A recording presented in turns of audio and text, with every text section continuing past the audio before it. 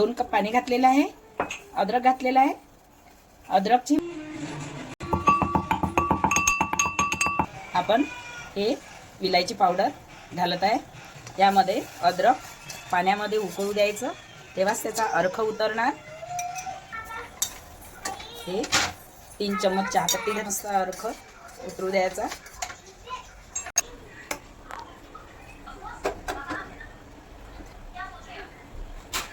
हे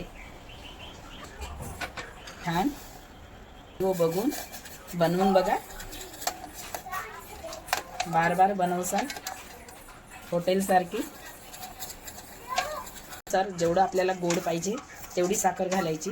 आम्हाला थोडं जास्तच गोड पाहिजे. मी 3 चम्मच साखर घातलेली आहे. चाय रेडी झालेली आहे. छान घट्ट चायला कपामध्ये चाय रेडी झालेली आहे. बघा टी झालेली आहे. मसालेदार चाय.